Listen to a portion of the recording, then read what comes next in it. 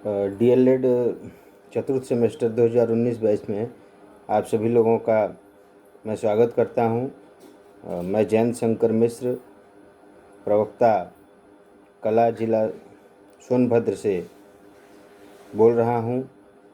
और आज का हमारा विषय है सौंदर्यानुभूति, अर्थात सौंदर्य का आत्मबोध।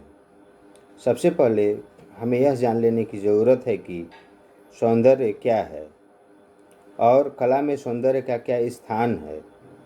आज मैं इसी विषय पे चर्चा करूँगा।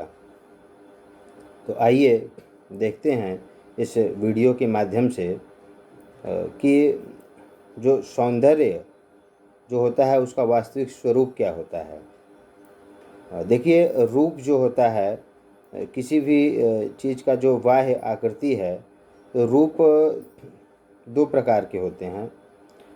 पहला ये एक आंतरिक है और दूसरा बाह्य है। तो कला में बाह्य रूप की ही ज़्यादा प्रधानता है, क्योंकि हम कला में आंतरिक रूप को उसमें हम तुलिका के माध्यम से दिखला पाना यह असंभव है, क्योंकि आंतरिक मन उस व्यक्ति के आंतरिक सौंदर्य उस व्यक्ति के अंतःकरण में निहित होती है। तो जो बाह्य सुंदरता है, बाहरी सुंदरता है, वह सभी को दिखलाई पड़ती है। तो सबसे पहले हमारे जो नेत्र हैं, सबसे पहले हमें उन बाह्य रूपों का ही आभास कराते हैं या उसका हमें रूप दिखलाते हैं। तो जैसे सौंदर्य में लावण्य क्या होता है? लावण्य से है कि यहीं से जो है वह सौंदर्य का जो है कि जन्म होता है। तो कला का जो अंतिम ध्येय है, मतलब उसका जो टॉप है, हम कह सकते हैं टॉप है, आखिरी, उसके बाद कुछ नहीं हो सकता। उसका जो चरमोत्कर्ष है, तो वह सौंदर्यानुभूति ही होता है। और जिस कृति द्वारा सौंदर्यानुभूति होता है, वह कला का अंग होता है।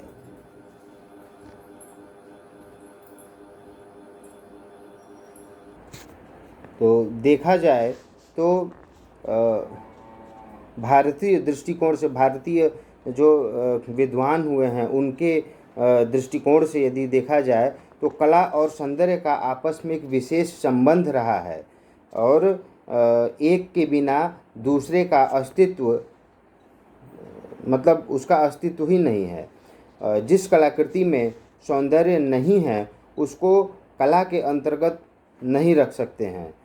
तो वैसे ही कलाकार की सौंदर्यमयी सृजना, मतलब जो वह रचित करता है, का नाम ही कला है। और कला में सत्यानुभूति, सत्य की अनुभूति होती है और वही उसका एक आवश्यक अंग होता है। कला का धर्म ही सौंदर्य बोध को दिखलाना है, क्योंकि कला के माध्यम से ही हम सौंदर्य के पराकाष्ठा को दिखलाते हैं। और जब वह हम दिखलाते हैं तो वह दर्शक के, जो देखने वाला है, उसके अंतःकरण को वह झकझोर के रख देता है कि वाह क्या सुंदरता है ये, क्या इसने, किसी आर्टिस्ट ने क्या ये पेंटिंग बनाई है। तो कला में हम ये देखते हैं कि रस जो सिद्धांत है वह भी कला से किस प्रकार जुड़ा हुआ है। सौंदर्य शास्त्र में इसका भी बड़ा वर्णन है। तो कला में श्रृंगार रस का, हास्य रस का, करुण रस का, ये ऐसे आदि 9 रसों के द्वारा जो है कि उसके सौंदर्य को दिखलाया जाता है, उसकी अनुभूति कराई जाती है। इसी के क्रम में सौंदर्य दर्शन या सत्यानुभूति भी कहते हैं। सौंदर्यानुभूति का तात्पर्य, आइए यहाँ पे हम जानते हैं कि इसका तात्पर्य क्या है। सृष्टिकर्ता जिसने इस पूरी सृष्टि को बनाया है, उसकी प्रत्येक वस्तु में सौंदर्य विद्यमान है।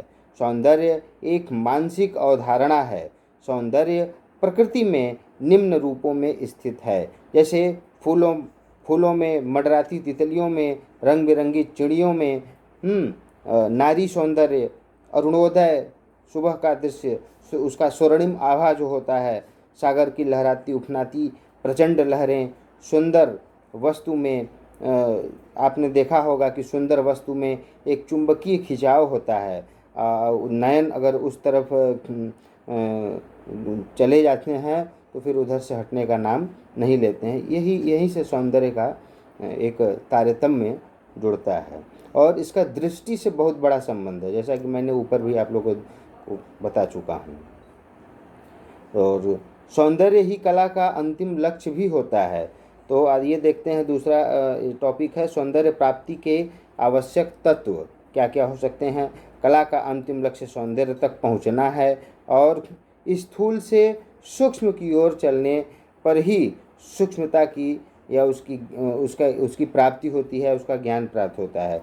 कला में सौंदर्य का बाह्य रूप ही परिलक्षित होता है, जबकि कला के द्वारा हम अंतःकरण को भी सौंदर्यमयी बना सकते हैं। इसलिए कहीं न कहीं हम कला के द्वारा बाह्य व अंतः दोनों रूपों को सौंदर्य से भर देते हैं।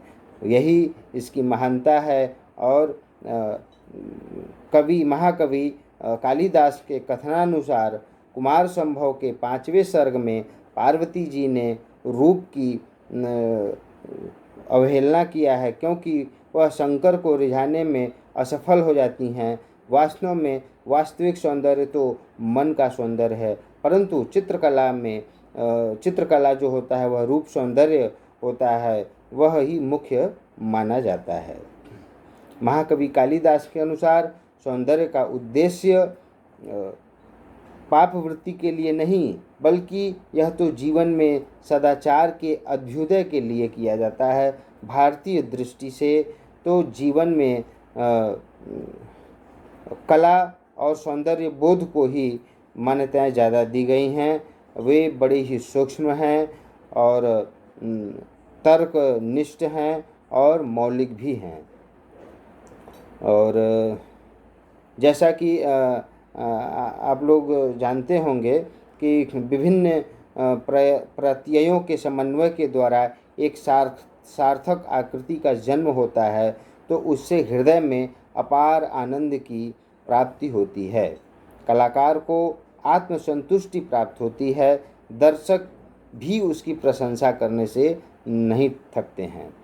आइए देखते हैं यहाँ पे सौंदर्य शास्त्र क्या है। अभी तक हमने ये जाना कि सौंदर्य का दृष्टि से और हमारे प्राचीन ग्रंथों में उसका जो उल्लेख है, जैसा कि मैंने बताया कि कुमार संभव के 5वें सर्ग में ऐसा है कि पार्वती जी ने बहुत सुंदर रूप धारण किया था सूर्य को रिझाने के लिए, लेकिन वह उनको रिझा नहीं पाई।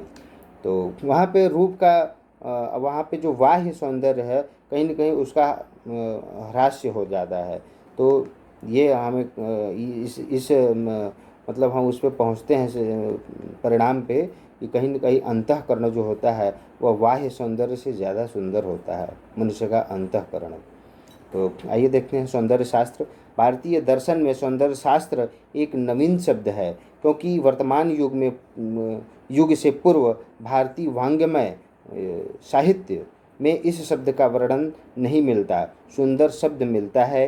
हिंदी साहित्य में इसका प्रयोग एस्थेटिक्स के पर्यायवाची के रूप में प्रयोग किया गया है और एस्थेटिक्स शब्द की उत्पत्ति यूनानी यानी ग्रीस भाषा के एस्पेसिस शब्द से हुई है और सौंदर्य शास्त्र को एस्थेटिक कहा गया है। 18वीं शताब्दी में जर्मन दार्शनिक बामगार्टन ने इसकी खोज की और तभी से यह एक अध्ययन का विषय बन गया। इसके अंतर्गत सौंदर्य उसके विविध रूप, सिद्धांत, इंद्रिय बोध से प्राप्त सौंदर्यानुभूति एवं उनसे प्राप्त आनंद का विवेचन किया जाता है। इसमें देखते हैं कि रूप का सौंदर्य हो सकता है, रंग का सौंदर्य हो सकता है, अभिव्यक्ति का सौंदर्य हो सकता है और सौंदर्य शास्त्र जो है वह संपूर्ण ललित कलाओं का दर्शन है। यह इसमें मतलब हम कह सकते हैं कि इसके पहले हम आप लोगों को ललित कला के बारे में बतला चुके हैं। तो ये ललित शब्द जो है वह संपूर्ण सौंदर्य का जो है अपने आप में एक दर्शन लिए हुए, अपने आप में उसको संजोए हुए है ललित शब्द सौंदर्य को।